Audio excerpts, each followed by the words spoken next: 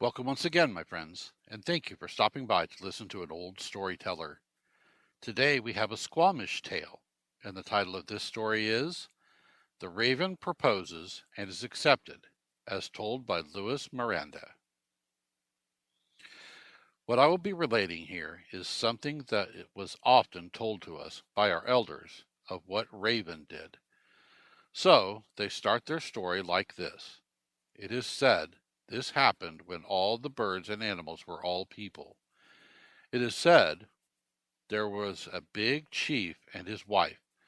They were all happy with all of their friends. This couple had only the one daughter, a young girl.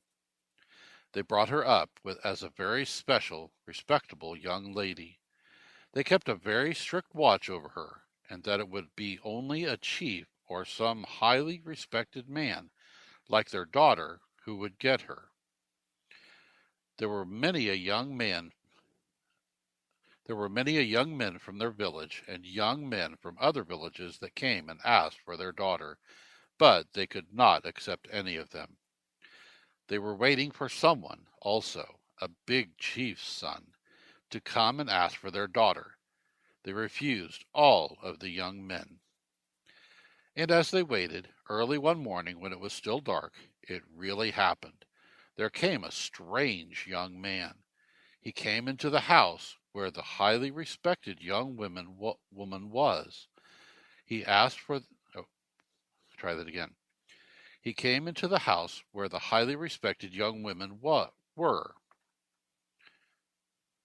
The highly respected young women were, and he asked for the young woman. They told him to be seated for a while.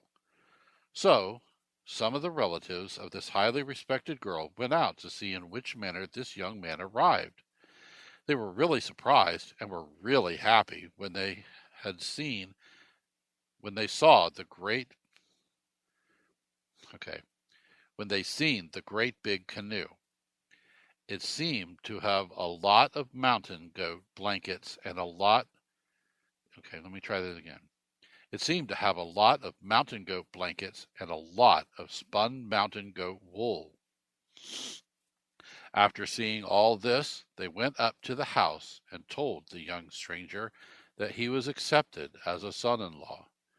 Since it was still early and a little dark, they told him to go and lie in bed with their highly respected daughter.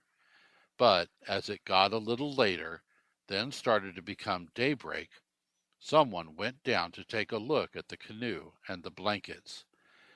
They seen that it was only a log with some limbs on it, and that it was only an old man's beard that was draped over the limbs. That is what he was calling his wealth. The party went up and told her parents. It was then that they took a good look, and they recognized that it was the raven who was posing as a person of great wealth. Everyone knew that he was just a tricky, worthless person. So they took a hold of him and beat him up. Then they took him down to the waterside and threw him in, close to this thing that he had called his canoe.